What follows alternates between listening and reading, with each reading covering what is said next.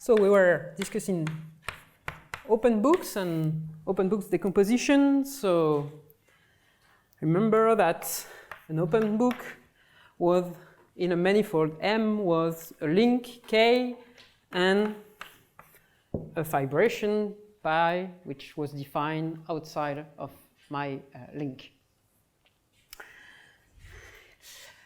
So I will start this session with explaining another way to see open book, which is abstract open book.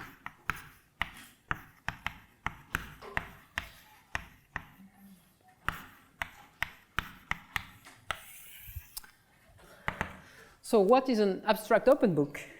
It's just a pair, sigma and phi, where sigma is a surface with boundary,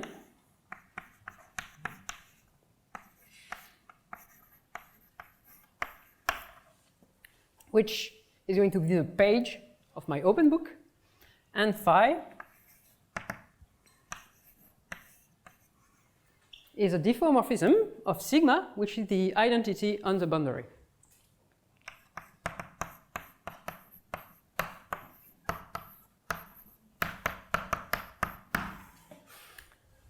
And these two informations completely give me an open book.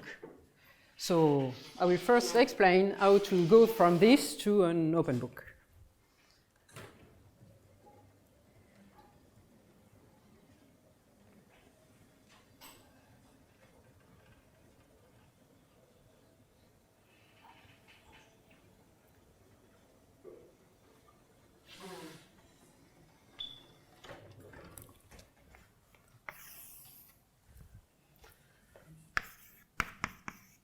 So from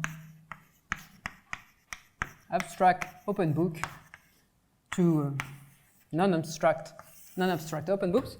So I have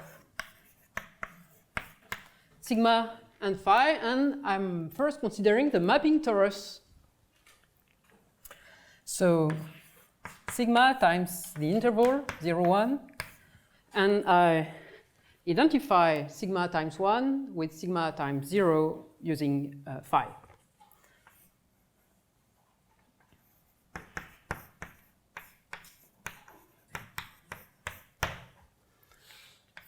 So here's a picture.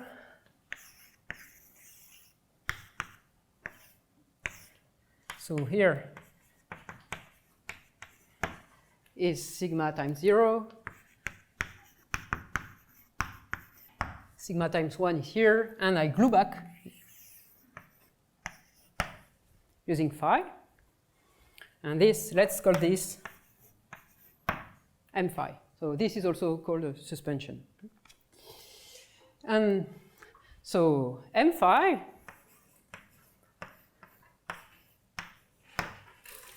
can be sent to S1, and this is a fibration looking at the second coordinate here.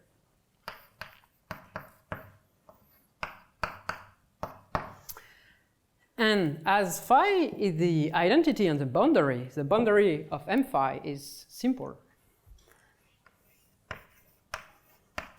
It's the boundary of sigma times S1, so it's a bunch of tori.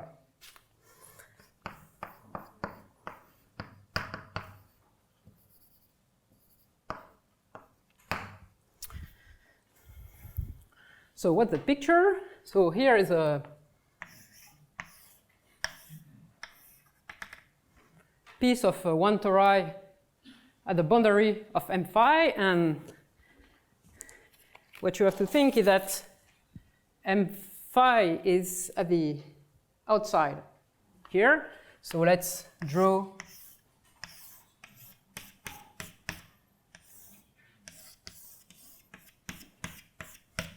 some pages, t equals constant here, so you have existing surfaces there. And then to obtain an open book, I will glue inside here solid tori d2 times S1. So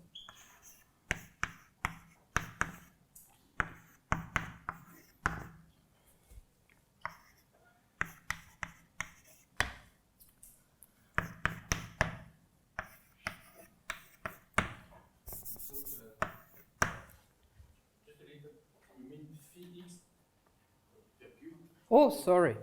Yes. Yes, sorry. So my boundary is a collection of tori. I glue back solid tori along the boundary. And so with this,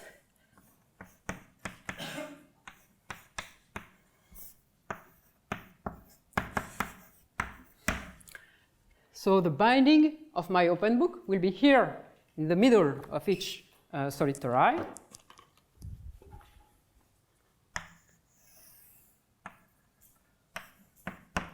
And I can extend my foliation, my fibration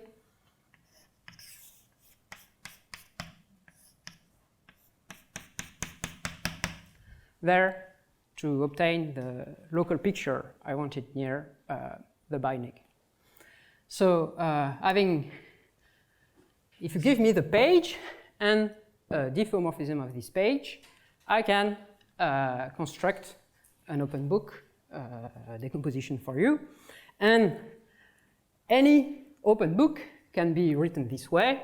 How do you do this? So you already have the page, and then you have to understand what is phi, which is called the monodromy. And how do you do this? For instance, you pick some transverse vector field, so transverse to the pages, and you look at the first return map.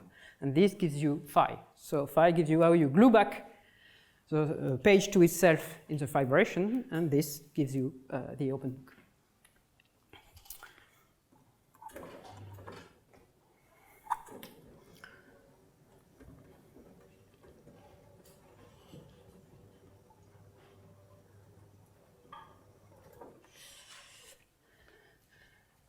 So yesterday we had two examples of open book.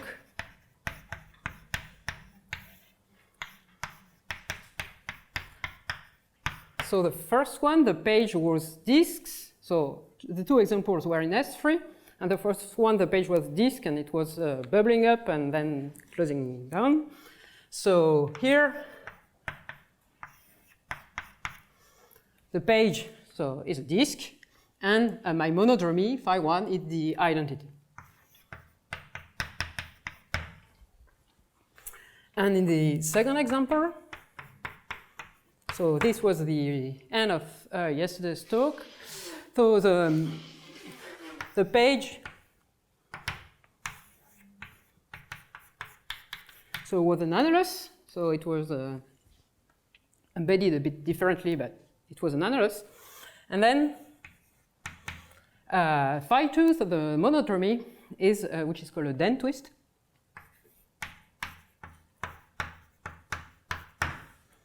So what is a den twist? So it's a map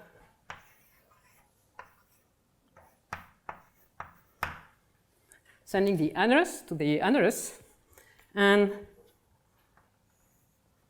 the image of a curve like this one make one turn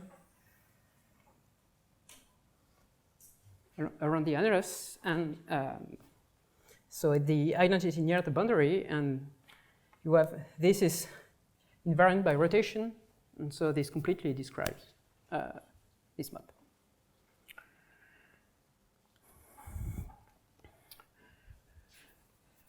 Okay, so that's what open books are, and now I will describe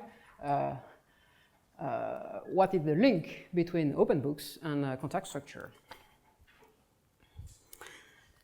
And so the link is that there are open books that are really adapted to contact structure, and that's what I'm going to explain now.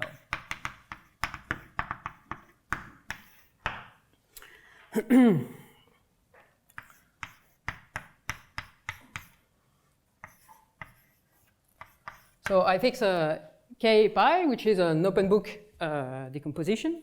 So this OBD is for open book decomposition. And I would like to stress that if I have an open book decomposition, the pages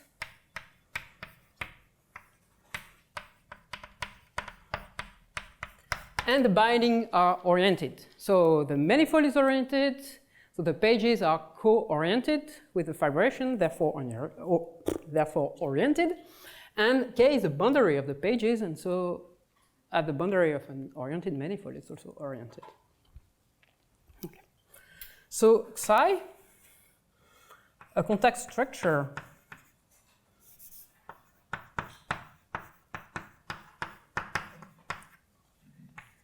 on M,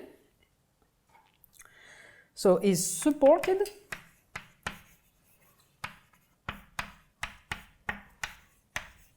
by my open book if there exists a nice contact form for psi with nice property. So if there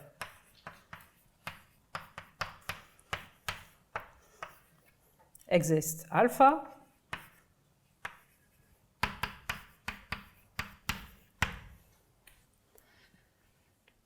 such that the following is true. So I want the binding to be a union of right periodic orbits.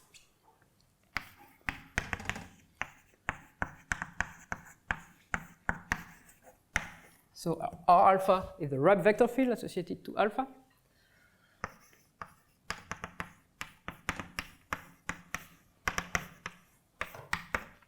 Plus K is oriented, and the periodic orbit gives me the orientation of K.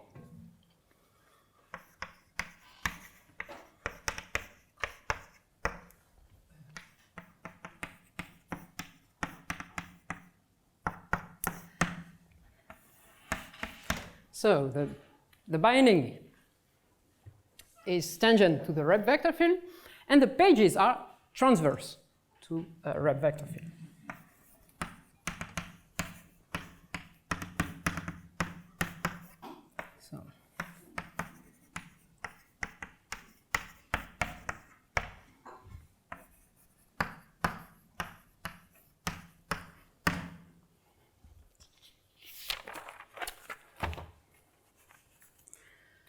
So Pierre will talk a lot of this in a few minutes, because this is an example of Birkhoff section.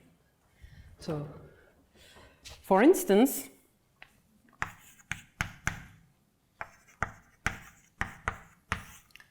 so my contact structure on S3, which is the one which was given by the complex structure on C2, and whose Rapp flow was the op flow, this is supported by the two open books I gave there, and the alpha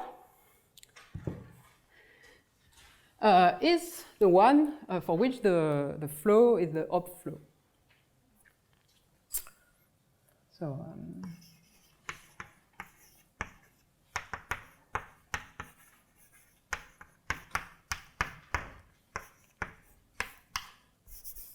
So the one I gave yesterday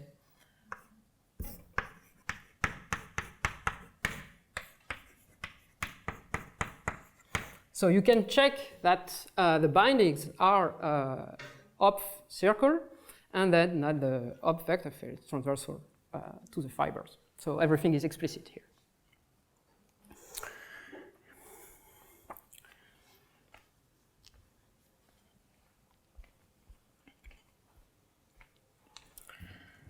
So, and now, so what is main theorem here? So it's a theorem by Giroux, and it says that, so I have my three-dimensional manifold, compact, oriented, without boundary. And so on one side, I have the set of contact structures on M.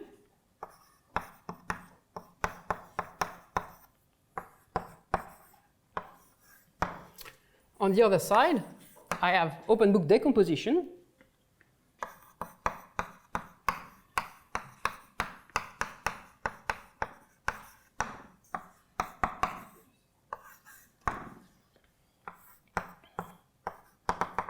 And I have a correspondence between these two objects, so it's not exactly like that, so I have to quotient out by some stuff on the left and on the right.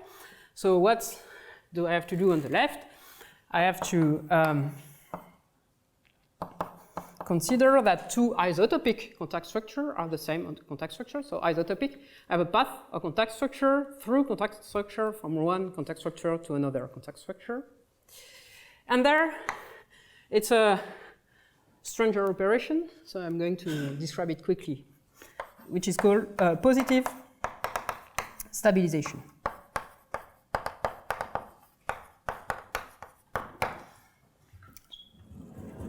And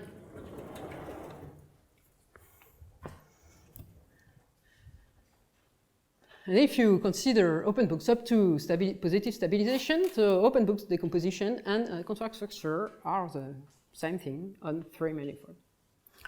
So what is a positive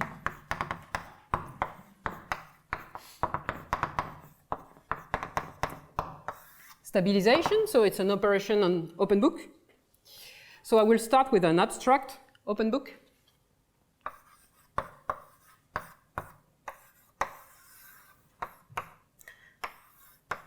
So sigma is my surface with boundary, and phi is my diffeomorphism, so the monodromy.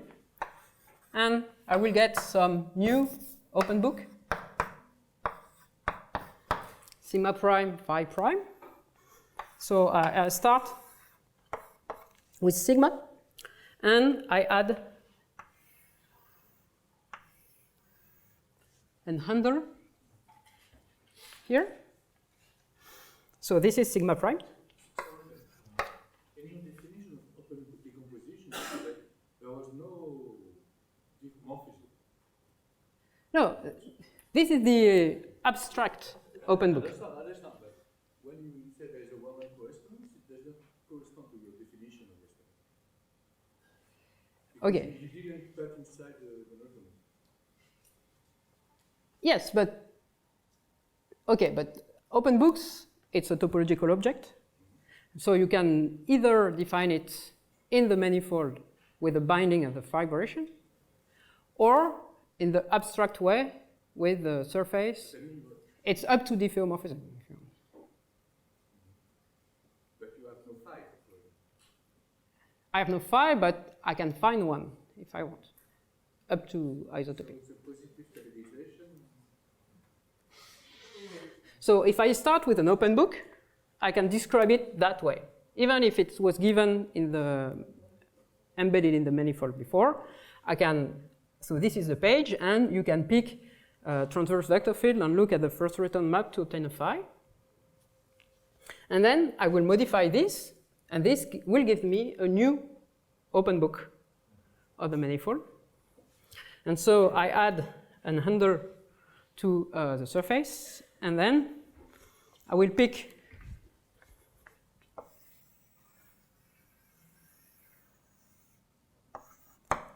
a smooth curve here, so it will cross the handle and then do whatever it wants. So it's a simple one on the surface.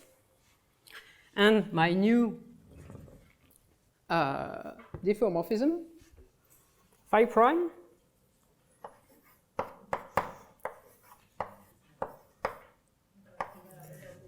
will be obtained by composing so the original phi with a den twist. So the same one as there along gamma.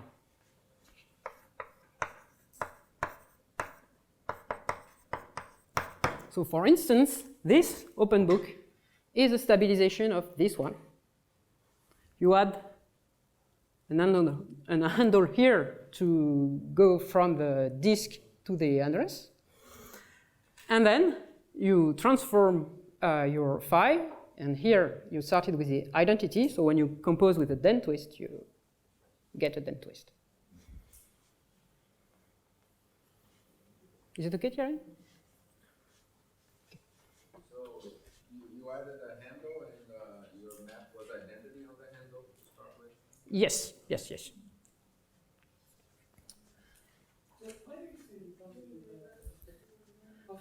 Because the dent twist you can turn in one direction or in the other. Depends on the orientation of the curve. No. So, no, implicitly, so positive means that we have to do the right direction. Yes. The one compatible with this one here. So the direct one.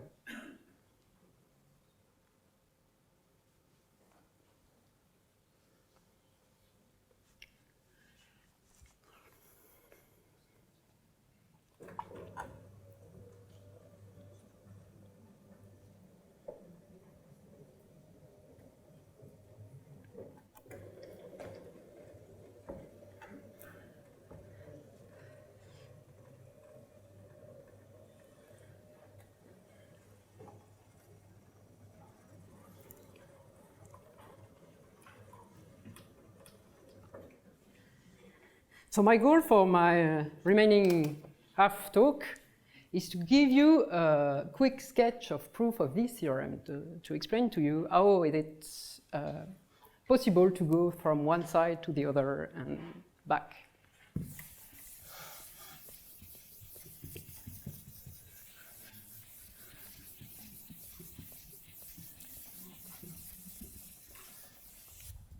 So it's going to be sketchy.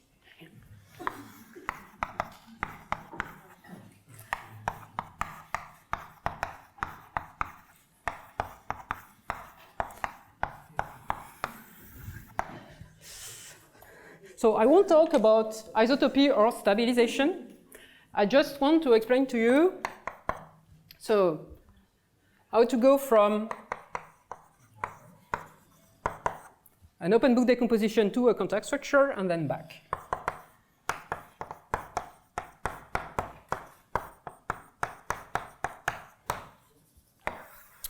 So this direction is the easy one, and it was known before Giraud's theorem. So this is a construction by Thurston, Winkel,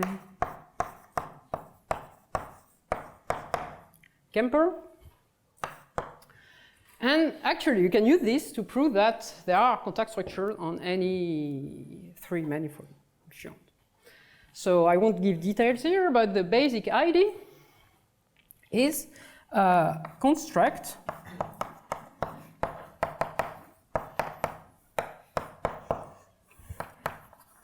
an explicit contact structure. So I start with an open book decomposition. So if I want, I can, so I have my page, and I can use the abstract description here. So I have also my phi. So my manifold comes in two parts. So there's a mapping torus part, and then the part near the binding. And I will construct an explicit contact structure on each part, and then glue them back.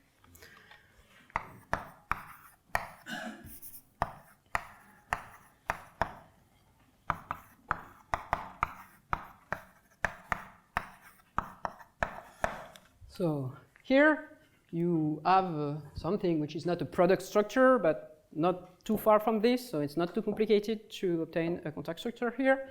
Here it's super standard, and you just have to do something compatible. So let's say this is done, and let's turn to the tricky part, which is to go from a contact structure to open book decomposition. Yes? Is it clear that you get the same manifold when you... No, it's not clear. You can do a convincing picture, but I've not prepared it, so it's better if I not try to do it right now. Yes? The idea of the converse structure is similar when you did it for the torus, that you take a orthogonal vector field and you rotate for the sinus and cosinus, and you come back. Or how do you construct this converse structure? Essentially, you pick one form lambda here, such that d lambda is a volume form on the surface, and then dt plus lambda. So it's not exactly what you want, but you have to take care of phi, but if you average, it's going to be okay.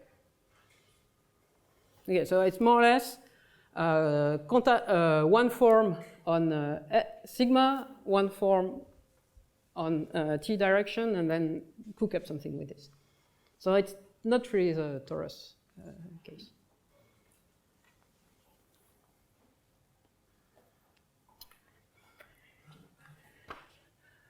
Okay, so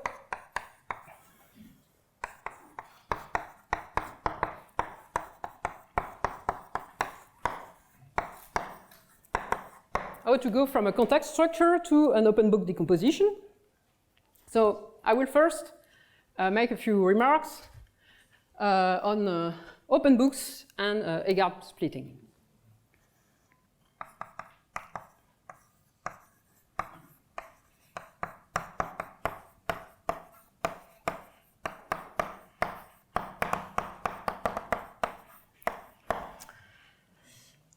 So Hegardt splitting is a decomposition of your manifold into two handle bodies.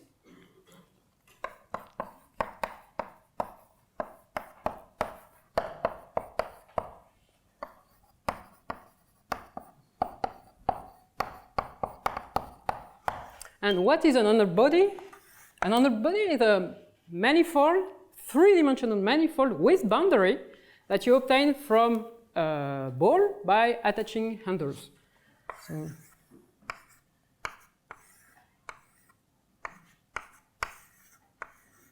So this is a handle body, and so this is a three-manifold, so it's filled. So another nicer picture is this one.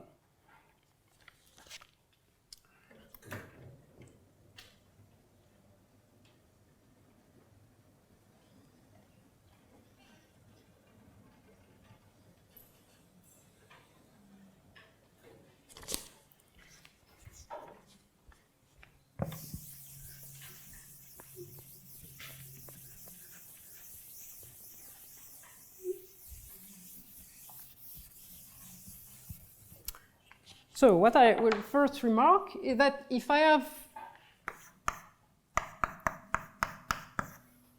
an open book K and vibration pi, this gives me a Hegardt splitting.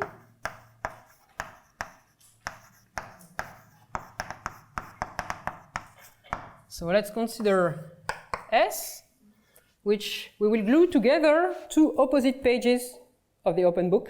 For instance, the one corresponding to angle 0, I add the binding, and the one with angle pi. So locally, I have K here, and then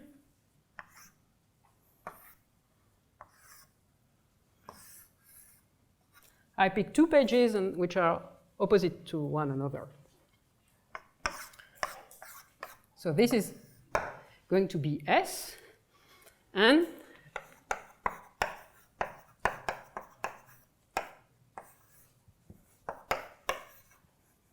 if I cut my manifold along this surface, so this has no boundary, you obtain two manifold with boundary, which are two handle bodies.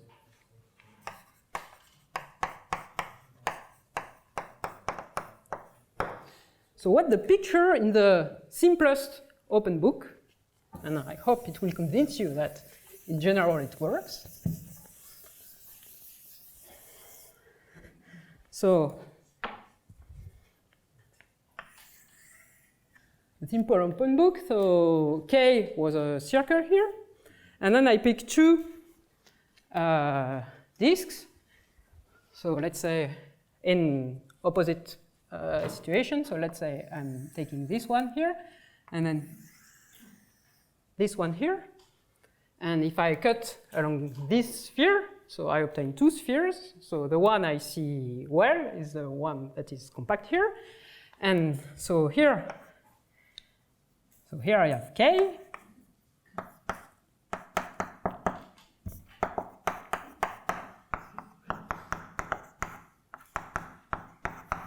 I have the first page at the bottom, the other page at the top, and my handle body, it's sort of, the pages sort of foliate the underbody from the bottom page to the top one. So I have K on the boundary and a sort of foliated underbody with half of the pages of my open book. So if I can construct two underbodies on M with this foliation structure, with K on the boundary which are compatible, then I will get an open book, because I just have I have a one parameter family of page, the other one parameter family of page, I glue everything together and I get my open book. So my new job is to construct two underbodies with this spatial foliation with surfaces inside.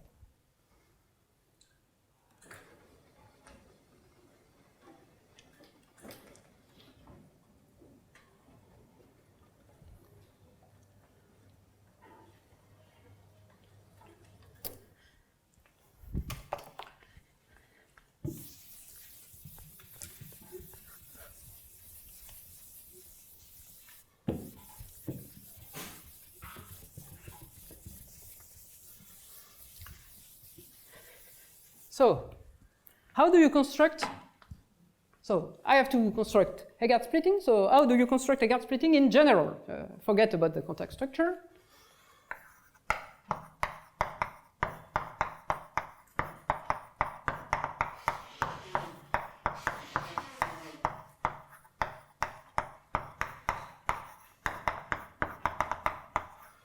You start with a triangulation of M3.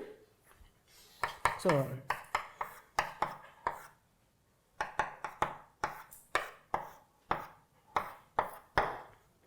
okay, so you triangulate your manifold, and then you pick a neighborhood of the one skeleton.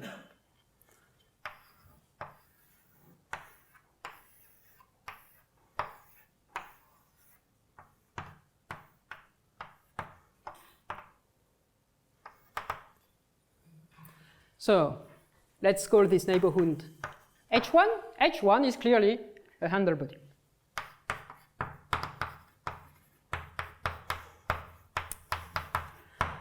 But this is not enough. I have to show that the complement of H1, which is H2, is also an underbody to have my decomposition. So why is H2 an underbody? Cut along the faces of your triangulation and look at what you obtain for H2. So this will give you a family of balls, and on each of these balls you will have disks, and to obtain H2 you glue these balls along the disks, and so this is also clearly Hegardt, her underbody. So I have balls and I glue them along disks. So this is a underbody. So I want to do the same thing in the contact setting.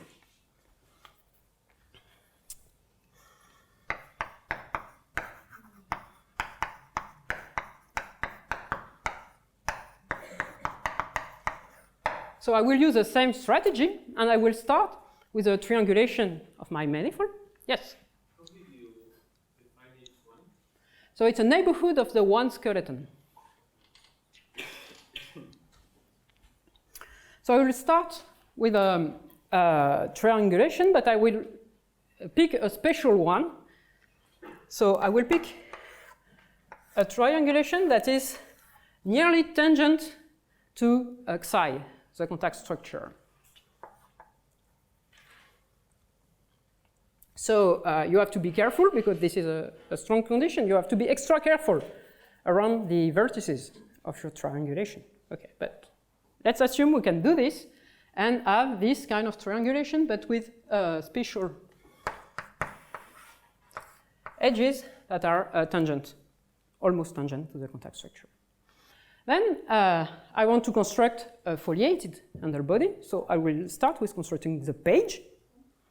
So to do this, I choose a small ribbon along the one skeleton, which is also almost tangent to the contact structure. Yes? What you want is the edges to be not Tangent. not Legendrian. Almost Legendrian. So Legendrian almost everywhere. Can you repeat if it's red? It is one-dimensional red curves? So this is, so I pick a small surface.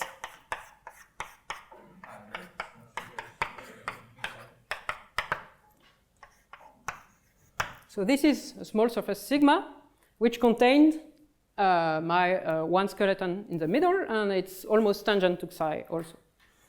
Then you can thicken a bit this small surface to obtain the first underbody, and this first underbody will have this foliated structure because you constructed it that way. So sigma is going to be the page, and the boundary of sigma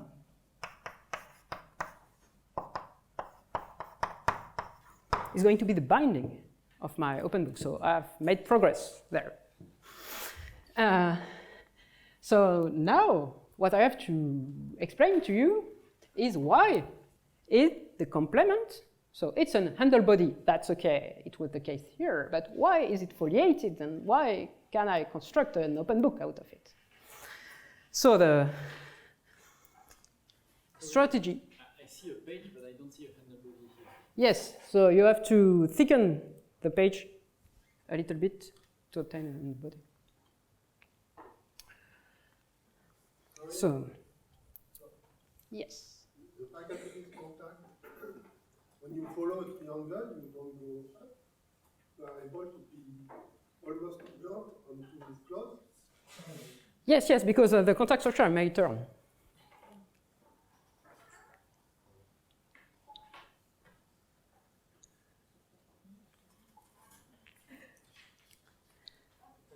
Yes. How did you construct the curve from the contact? Wait, what? The white curve here? Yes. So you have to work. You start with this one, and then you modify it near the vertices to have the tangency condition, and then you use the fact that you can approximate any curve with a Legendrian curve. Yes? You can do that modification by an isotopy An isotopy of what? of the triangulation. No, because at a vertex, all edges are starting in the same plane.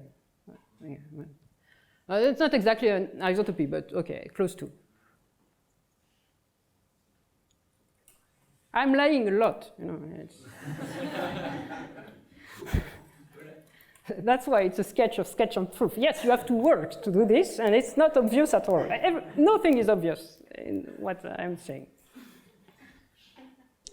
So yes, so you can do this. You can have this one skeleton that is tangent to the contact structure, and then you can construct this small ribbon along the one skeleton that is almost tangent to the contact structure, and then you can thicken it to obtain a handle body, the first one.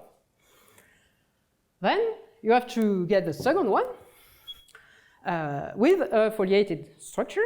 So what do you do to understand if you have a foliated structure? You cut along the faces exactly as before, and you get balls exactly as before. But now,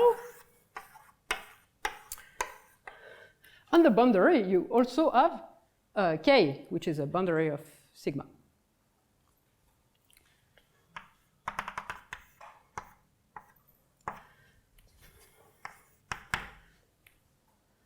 Okay, because it was on the boundary of the handle body here, so it arrives here. If all my balls are like that, so with this exact picture, so the curve like this, it's easy to foliate the ball with discs, and then it's compatible with the gluing, so I will get a foliated structure on the second handle body, and then I will be done.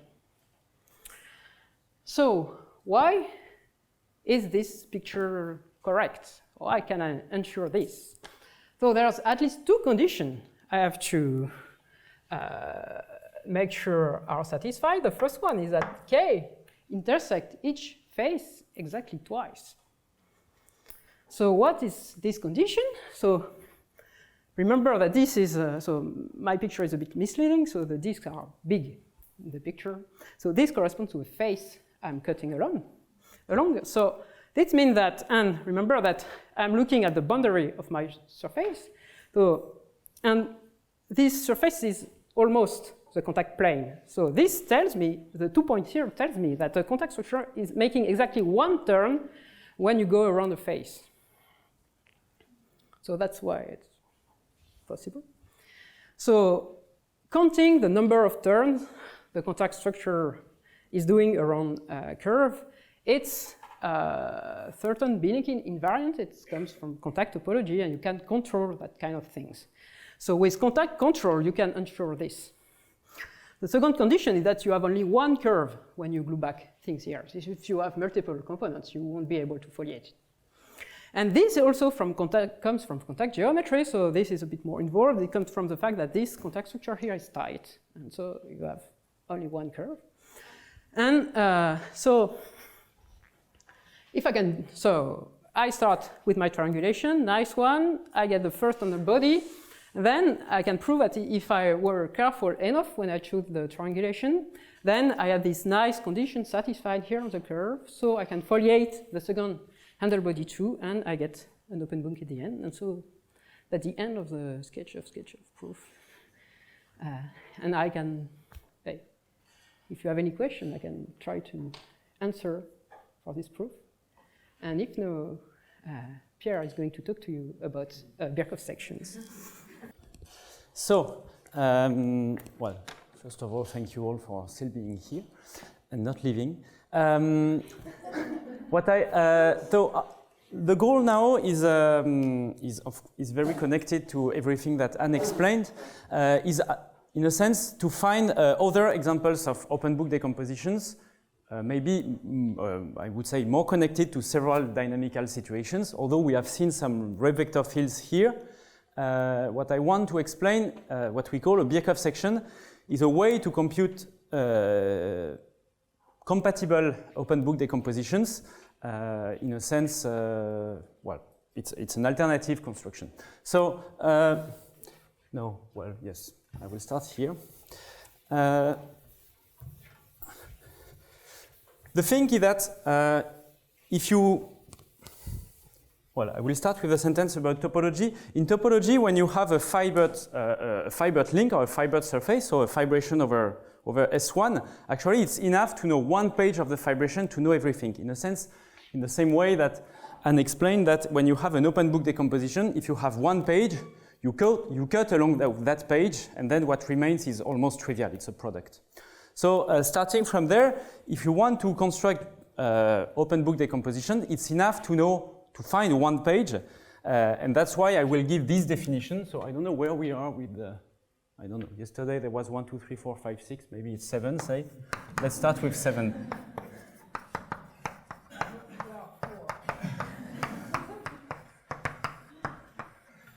Okay. 4? Yes. So it should be 4? Okay, so the context, I will just take almost the same context. We have M, 3 manifold, compact,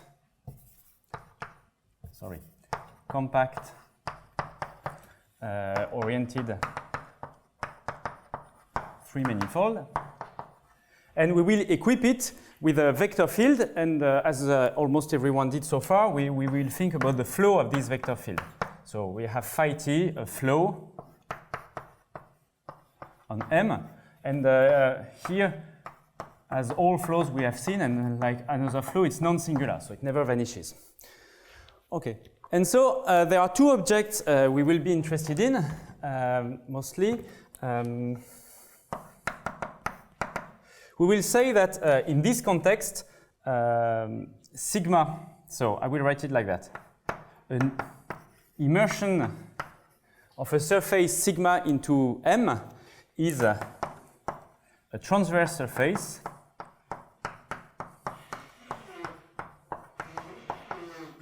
if Okay, I will not, I write it like this, like it's an immersion from a surface into the manifold in the same way, in a sense that you go from the abstract open book to the concrete one. But so what will be, there will be, well, two conditions. The first condition, the most important one, is that the interior of the surface is, say, positively transverse to the vector field X, the one that generates the flow. And the second condition is that the boundary is tangent to the flow.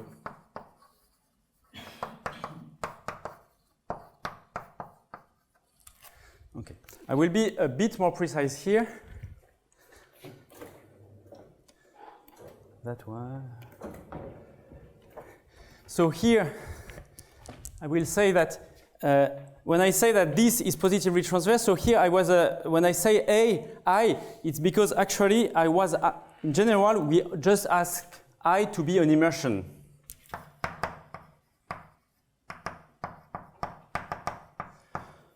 Okay, but it's more than an immersion, because what we ask here is that this is an embedding. So the interior is an embedding. Yes, and where it may fail to be an embedding is at the boundary, where we allow, say, finite coverings. Is a finite covering on a finite set of periodic orbits.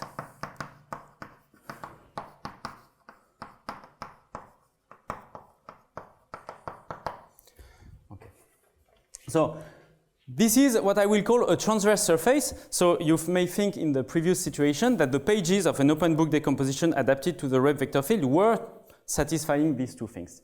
They were satisfying a third condition that I will write in red. If we have this third condition, so what is the third condition? Is that actually the surface captures all the dynamics, which means that we cover, so I would say that sigma intersects all orbits in bounded time, which you can write as something like there exists T positive such that phi 0T of S is the Wolf-free manifold. So if we have this condition, then we will say that sigma is a Birkhoff section.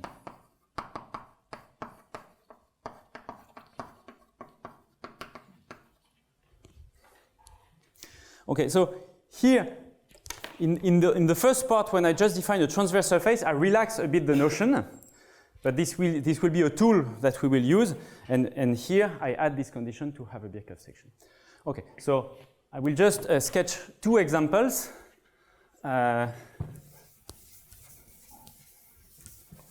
So the first one has already been discussed yesterday and today. So if you take S3 with the Hopf vector field, so remember it's phi t Hopf of a point Z1, Z2. If you see this as two complex numbers, it's just e to the it Z1, e to the it Z2. So the orbits are big circles, and so here is one periodic orbit, and here is one Birkhoff section. So this one intersects everyone. I will make a second example.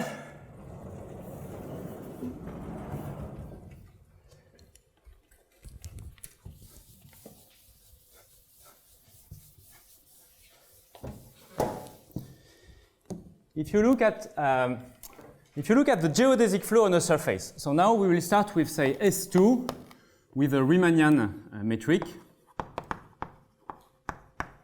I don't precise the metric here. Okay. So if I take S2 with a Riemannian metric, so I will look at the unit tangent bundle to S2. So So this is the unit tangent bundle, and I look at the geodesic flow here.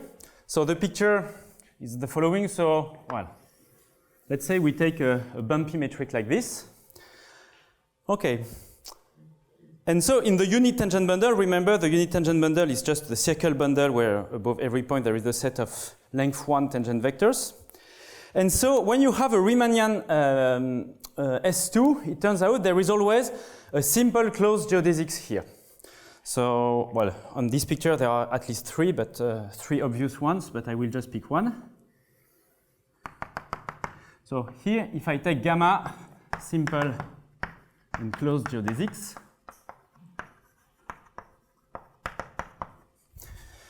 okay, so I can look at the set of tangent vectors above gamma. If you pick a point here in gamma, you can look at the set of tangent vectors above gamma. So above every point, I have a circle. So the set of tangent vectors to gamma is actually a torus in this 3 manifold.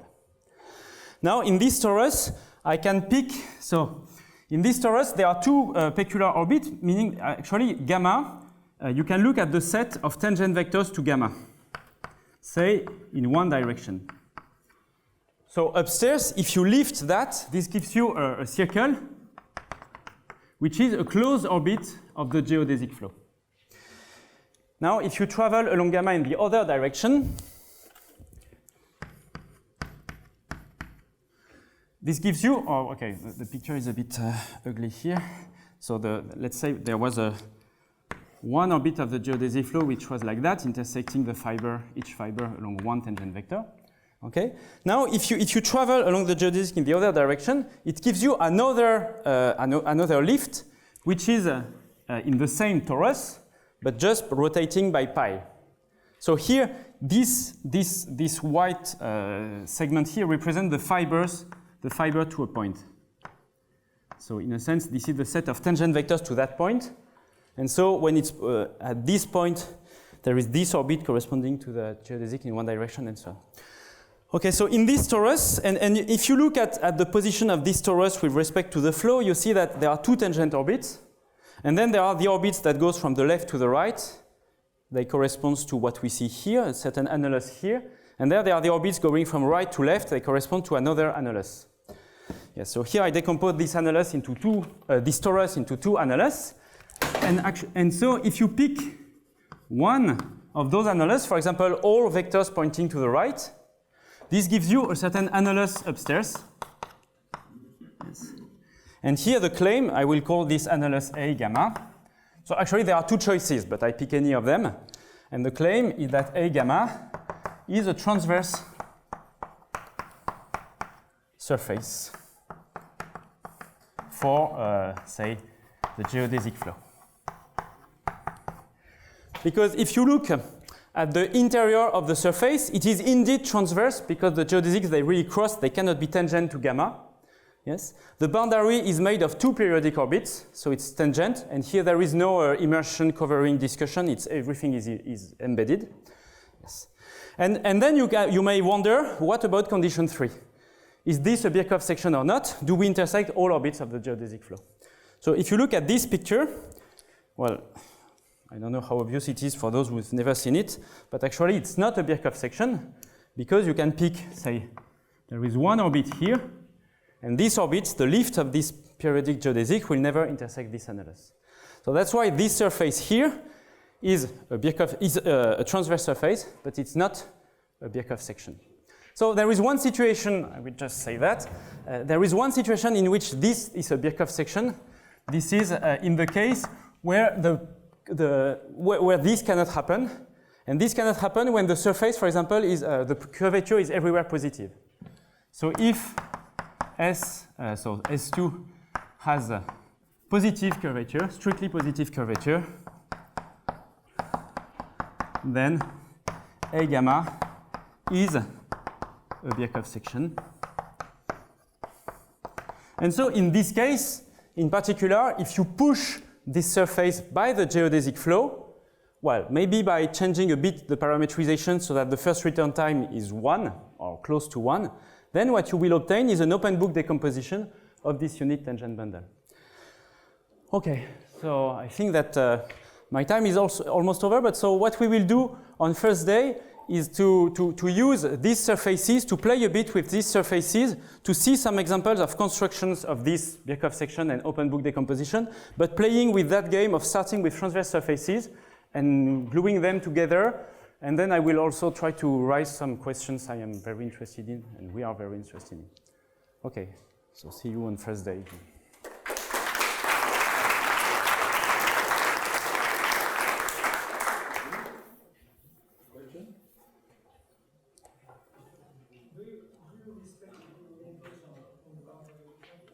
No, well, I didn't say it right now. Here, I don't really respect the orientation. So if I respect the orientation, I have an open book in the sense of undefine it.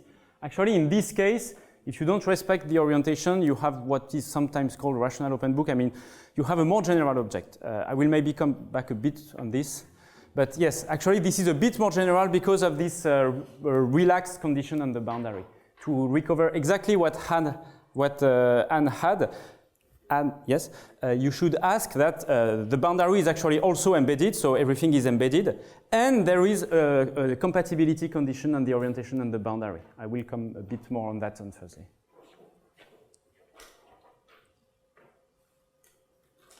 If you take sufficiently many closed geodesics, you can have.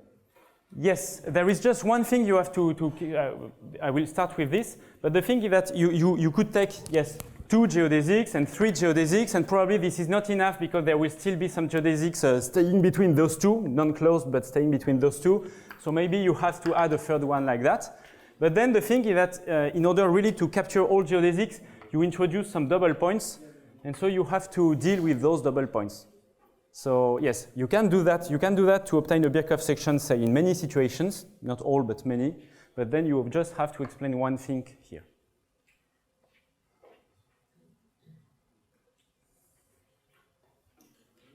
Okay, thank you again.